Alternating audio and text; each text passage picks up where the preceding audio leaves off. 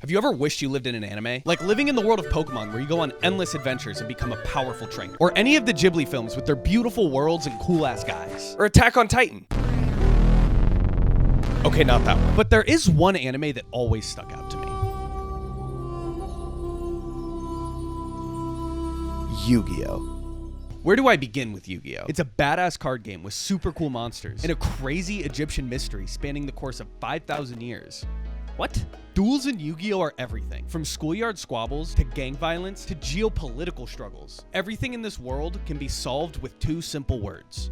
Let's duel. Oh, and how can I forget about duel discs? These are literally the coolest accessory of all time. Forget a gold chain, forget a watch. The only ice I want to see on your wrist is a duel disc with a Kaiba deck loaded up with 8,000 life points. I used to imagine myself living in Domino City, going to school with Yugi and Joey, dueling every day, wearing the craziest fits of all time. Like, look at these. I used to think to myself, yeah, I could get Seto Kaiba to like me. He'd probably think I'm cool. I'd picture myself fighting through Battle City, collecting all the strongest cards, defeating Merrick and saving all of my friends. So imagine my surprise when I was a kid, combing through the $10 and under game bin at Big Lots, and I found Yugioh The Sacred Cards. It takes place during the events of the second arc in the Yu-Gi-Oh anime, the Battle City Tournament, where Yugi and friends must conquer evil, discover the mysteries of his past, and make a few friends along the way. That's so corny. Where Yugi and friends must conquer evil and discover the mysteries of his past. But in this game, there's a slight twist. You're the main character and everything happens to you.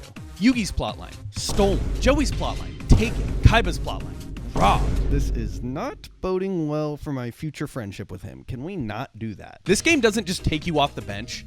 It puts you in as the main fucking character. I guess most games kind of do that, but trust me, this one's awesome. Now, I haven't played this game since I was a kid, but I was a dumb idiot baby back then. I could never beat it. So I'm gonna play it now, and I'm gonna win. I'm gonna avenge my 7-year-old self, and I'm gonna finally become the king of games, which should be a cakewalk now. See, I have this one trick that I didn't have back then. I can read.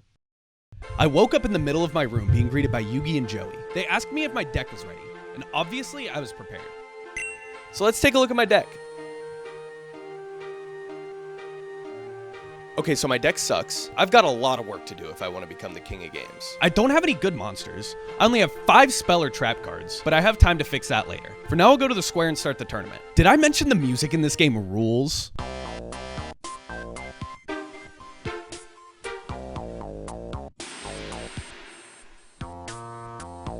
While I was busy jamming out, Kaiba was explaining the rules. We each have 1 locator card marking different locations. We have to duel till we have 6 total to reveal the location of the final, and only 8 of us will make it. But once Kaiba was done talking, I had no idea what to do. I went to talk to all the recognizable faces, and no one would duel me. I literally talked to everybody, and nothing was happening. I thought I learned how to read. I found out through spamming buttons, the way that you get the tournament to actually start is by trying to duel everybody, getting denied by everyone, and then going to the center of the square, and then trying to leave. There were a lot of roundabout event triggers throughout this game that don't make a lot of sense. But before we actually duel anybody, I want to upgrade my deck. One of the few things I remember about this game was the shop. It was so cool, and it was always packed to the gills with powerful cards. Let's check out their selection. You kidding me? The only card they had to sell me right now was Frog the fucking Jam, a 2-star 700 attack point monster. I guess that's better than nothing. With my new powerful monster, I decided to go look for some fresh meat. I dueled these back alley thugs, but they didn't have any locator cards, so they were a waste of my time. But I think there's an area up here. Who the fuck is that? I'm gonna be honest, I don't want anything to do with that guy. There is one more person I could fight though. Rex Raptor, the former 3rd ranked duelist. This guy specializes in dinosaurs, and honestly, he's a fucking chump. He'd be the perfect guy to give me my first locator card. And he doesn't want to fight me. I guess I have to go face my fears. Shit. This guy's name is Bones, and he loves zombies. He may be creepy, but at least he'll duel me. Rex? The duel goes pretty quick.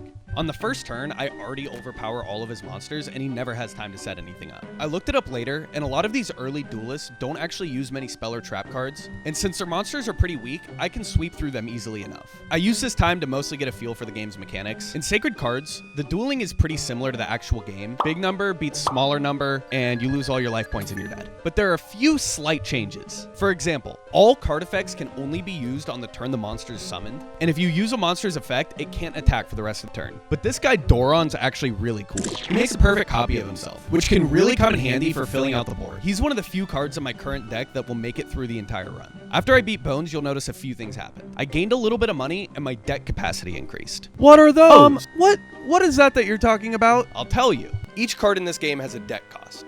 And I can only use cards with a lower deck cost than my current duelist level. As I fight more duelists, my deck capacity, along with my duelist level, will increase. I also got my first locator card.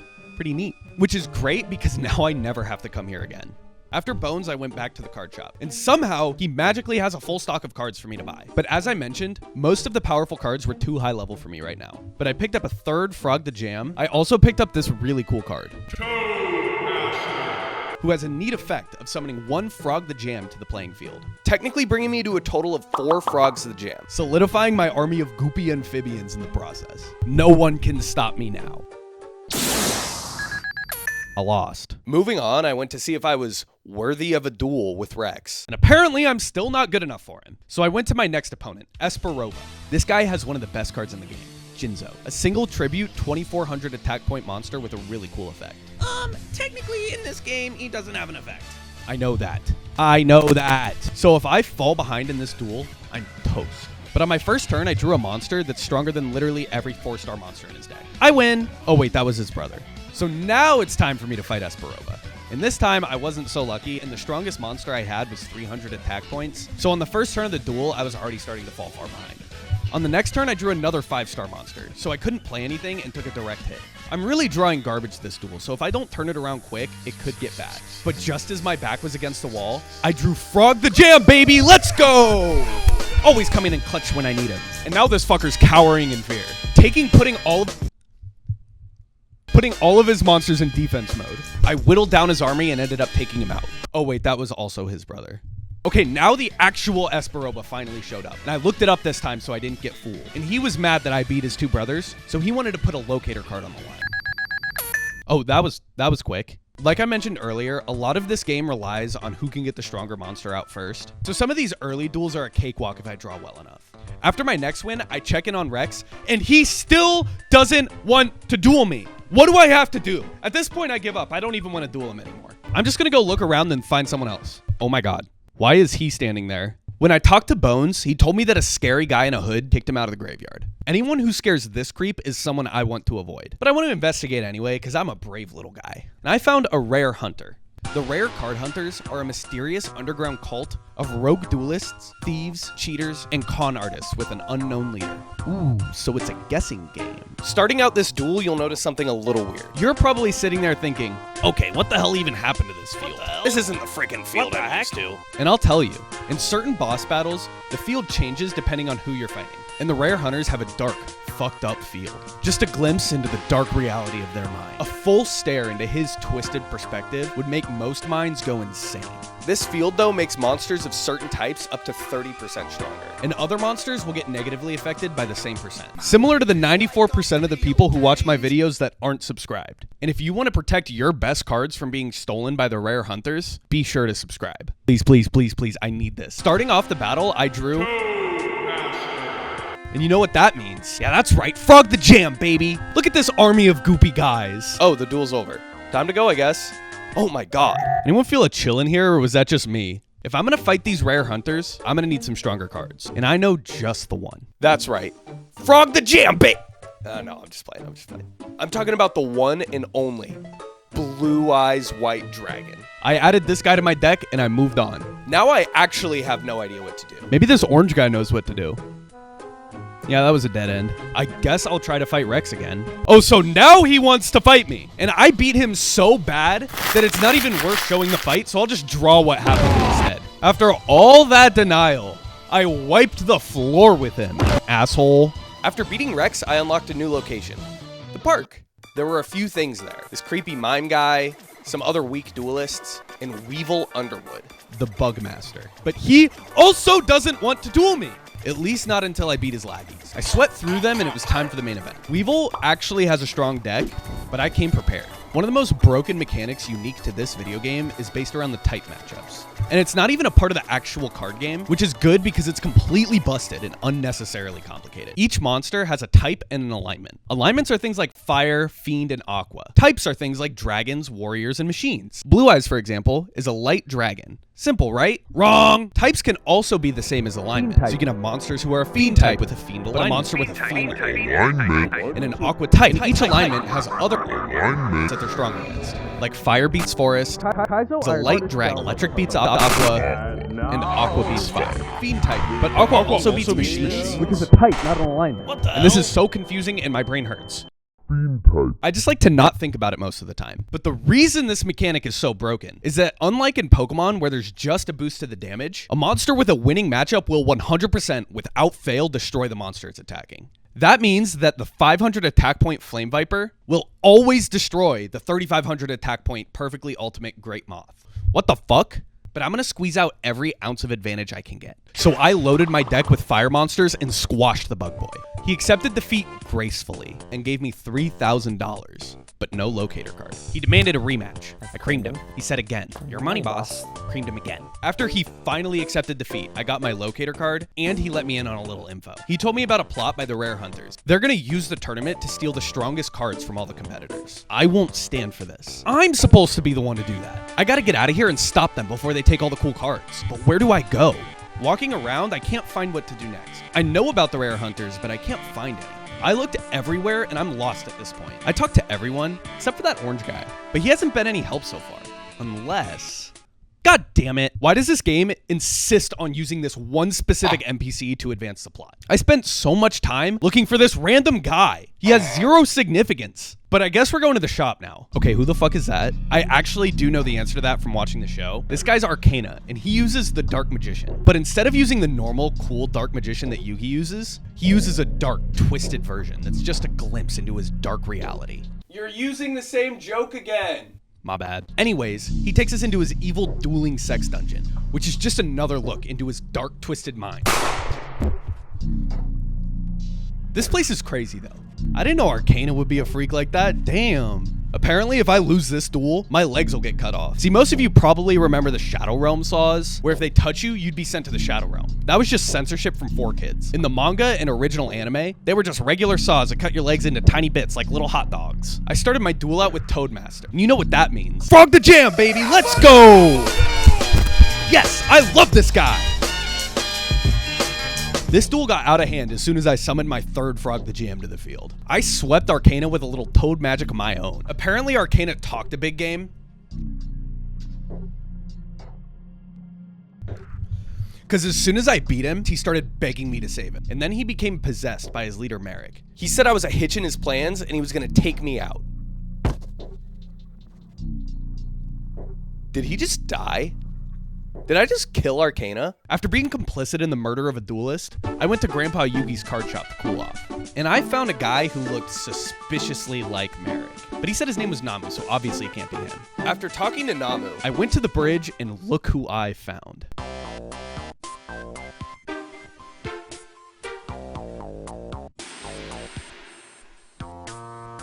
Please be my friend, please be my friend, please be my friend, please be my friend, please be my friend. God, he's so cool. But Kaiba wasn't the reason I was here. See, I got some intel from the fucking orange guy again, that the creepy mime from the park is hanging around the bridge. And he has some pretty strong cards. But I summoned my Blue Eyes White Dragon and I took him out. I also received this really strong card, Revival Jam, who has the same duplicating effect as Doron, but he has 600 more attack points. After beating the mime, Merrick possessed him too and started threatening me and my friends. My friends are in danger, and I have to go find them before Merrick can get to them. And the mime's dead. Who knows what kind of suffering they're going through right now? Oh, Joey's playing the claw machine. After finding Joey, I dueled Mako Tsunami to pick up my next locator card. And once again, I found myself lost with no idea where to go. So I did what I always do in this situation. Talk to the orange guy. And he said that the ghouls were everywhere. So I went back to check on Joey at the card shop, and god damn it, he got kidnapped. So Yugi and I split up to look for clues. And at the bridge, I found a ghoul. So I took him out with my Frogs the Jam and he fled. And when I tried to find him, I found another ghoul. I beat him and I figured that's all I had to do. But they're fucking everywhere now. I swear, these guys are like cockroaches. I decided if there was going to be a gauntlet, I was going to upgrade my deck a little bit. And this is where I found out that spell and trap cards have a significantly lower deck cost, which means I can pack my deck with strong spell and trap cards to give myself more room for even stronger monsters. There were a ton of ghouls to fight, but I don't really feel like talking about them all, so I might just throw in a montage here. So I beat all the ghouls at the clock tower in a timely manner. The ghouls at the museum were ancient history by the time I was done with them, and I don't have a pun for the aquarium. I shot the ghouls with a gun at the aquarium. And I outplayed the ones at the park. And I slid through the ghouls. I swung down and took... I beat them. I beat the ghouls. I beat all the ghouls in the park. And then I found Bandit Keith. If you've seen Duelist Kingdom, you'll remember this guy. He's the one who tried to shoot Pegasus in the head. He's one of the main ghouls, and goddamn is he tough. He has a double fiend monster that gets a huge attack boost. This level 4 monster has a whopping 2080 attack. Even with my upgraded deck, I was having trouble taking this guy out. But after like 10 tries, I eventually took him out. He told me that Joey's in danger, but he won't tell me where to go. And surprisingly, he didn't die after I beat him. I wonder if Merrick turned over a new leaf. But I digress. I gotta go find Yugi, maybe he knows something. So I started this video 5 months ago, and I recorded everything you just watched about 4 months ago as well. Since then, I got fired from my job, and I was like, oh, sweet, I'm gonna record a bunch of videos, and I'm gonna spend all my time working on videos. And I didn't do that. If you noticed my hair just suddenly get longer, or like there are some shots sprinkled in the video where my hair is just significantly longer and I look a little different and the camera looks a little different, that's why. Just ignore it. Bear with me. My fault. My bad. I don't feel like reshooting the whole thing. But I digress. I gotta go find Yugi. Maybe he knows something. When we met up, we decided to go look for Kaiba to see if he could track Joey down. Now, on our way, we found his brother being attacked by 2 goons. We each had to fight one of the ghouls, but my deck was too strong for them to handle. And I guess they died too. But before they did, we learned some important info about Merrick. He owns a Millennium item that he can use to brainwash people to do his bidding. Man, this is fucked up. I just came here to win some strong cards. Magic rods that control people's minds are out of my pay grade. But at least we were able to find Joey. And this motherfucker went and got himself possessed. He forced Yugi to duel him, but he's too much of a bitch, so I had to step in. And I proceeded to beat Joey so bad that it snapped him out of his magic mind control. And with the day saved, we can finally go to the finals. But before we go, I was stopped by a mysterious woman at the museum. She revealed to me the secrets of duel monsters. But if I wanted to know more, I'd have to beat her in a duel to prove I'm worthy. Okay. After I mopped the floor with her, she revealed that she's Merrick's older sister, and she came here to help me beat him. I learned about the Egyptian god cards, the strongest monsters in the game, and the secret to uncovering the ancient mystery surrounding the pharaoh. She was prepared to give me one if I passed her final test. What's that? Oh shit! Seto Kaiba, the hardest, hittingest duelist in the league. And I get to battle him? Do you think if I beat him, he'll hate me? And I gotta give my respect to Kaiba, because this was honestly the hardest duel of the game so far. I had a bit of a rough start, but I picked it back up with my spell and trap cards, and ended up gaining the lead with a few back and forth turns. After beating Kaiba, he started sulking and throwing a fit, and he stormed out. But the first god card, Obelisk, was all mine. I made it to the tournament, and all 8 finalists were here. Me, Yugi, Namu, Joey, Mai, Kaiba, and Bakura. Wait, that's only 7 people. Oh, hey, Merrick. Merrick! Wait, this guy looks nothing like Merrick. Something fishy's going on, but I can't quite place it. The first match was between Yugi and Bakura. Just a regular Bakura. Yummy Bakura! I'm gonna do that joke 3 more times, so be prepared. He died. Round 2, me versus Merrick. It's all come down to this. He died. That was really fast. A regular Merrick. Yummy Merrick! So it turns out this was a decoy Merrick, and the real Merrick, otherwise known as Namu, revealed himself and he started acting crazy. And now Dark Twisted Merrick is fighting Joey. And you know what? I'm gonna say it. Justice for Joey. In the anime, he barely loses this duel. He essentially won, he just died before he could declare his final attack. Fucked up low-key. Joey fought hard to keep it close, but ultimately, he died. Now we have Mai versus Kaiba. And since there's no evil magic going on in this duel, surely no one will die, right? Now it's finals time. Top 4. Me versus Yugi. God cards on the line. I drew Obelisk in my opening hand. Now all I have to do is summon him, and I can win the duel. He fought off my monsters, but now it's time.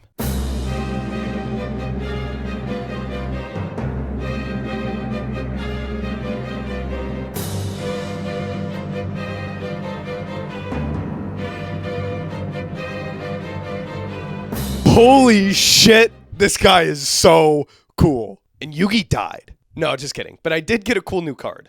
Slifer the Sky Dragon. Now it's Kaiba versus Merrick. And we all know what's going to happen here. He died.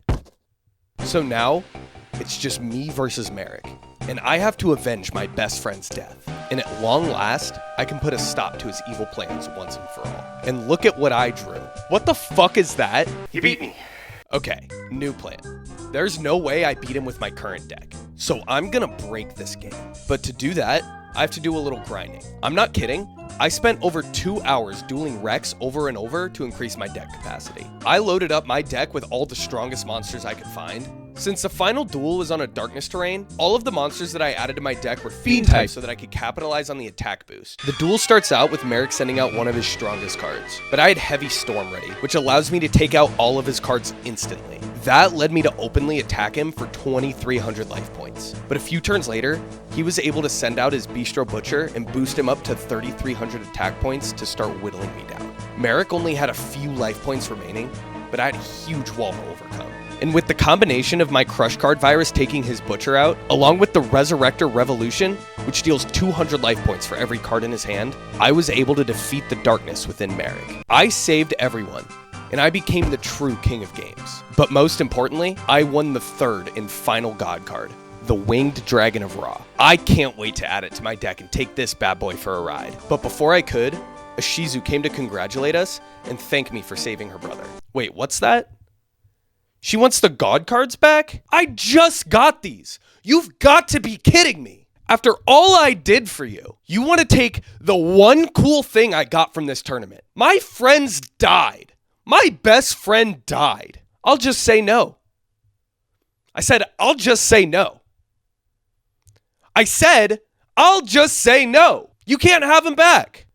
Fine, you can have him back. This isn't going anywhere. Let's just roll the credits. So, was the Sacred Cards a good game? Not really. It kind of sucks. It's kind of a mess. But it did bring me back to when I was a kid. Although it feels like it's held together with some duct tape and string at times, the game does have a lot of charm. The dueling system can be janky, but towards the late game, it does get a little tricky. And thinking about back when I was a kid, it was very hard. And the music is amazing. I've been playing it throughout this entire video, and you already know how I feel about the Kaiba song. But it feels incredibly odd inserting yourself into the plot of a game with an already tightly woven story, where each character already has their own goals and motivations. Joey, for example, one of my favorite characters, is just a true underdog, desperate to be seen and recognized as a true duelist. And for the most part, in the anime, he does it. He almost beats Merrick, and honestly, he should have beat Merrick. It should have been declared him as the winner. But in this game, he just becomes a jobber. In this game, Joey's basically Yamcha with a Brooklyn accent. And Yugi quite literally does nothing except for follow you around for most of the game. But when I was 7 years old, none of that really mattered. I loved and still love Yu-Gi-Oh! When I was a kid, my older brother's the one who got me into Yu-Gi-Oh! After a certain point, he kind of got over it, and he never really wanted to duel me. I used to take our big bin of Yu-Gi-Oh! Cards and build as many decks as I could, all based around certain themes. I had a defense deck, I had a hyper offense deck, I had a deck full of spells and traps, and then I would set them up on coffee tables across the room from each other to duel myself. I'd literally run from table to table, like declaring my attacks between turns. Like I was getting a pretty good workout in for each duel. I remember my dad once took me to a card shop as a kid, and I saw this Exodia card that had 0 attack and 4,000 defense, and I thought it was the coolest thing of all time. And it was Exodia, so it was obviously the coolest thing of all time. I asked the cashier how much it was, and he told me it was $40, and I begged to get it because it was expensive, so it had to be good. And I ended up getting it. So I had this one deck that was full of like super high defense monsters that I would build, and that was always the evil guy's deck. In retrospect, that guy definitely scammed me, right? But I won't lie, there was a piece of me that felt like I was like in the Yu-Gi-Oh anime going to a card shop and like finding a rare card. And when I got this game, I felt like I had a way to duel other people that wasn't just myself. I would play this game, and I used to narrate the duels as they were happening for both characters, myself and the enemy. I would like out loud declare my attacks, and I would build decks that felt unique to me. I felt like a badass taking out the rare hunters that to everybody else seemed impossible to beat. And although I didn't have that experience at the ripe old age of 23, replaying this game reminded me of the wonder that I felt playing alongside some of my favorite characters. Okay, the video's done now. Go watch this one. Bye.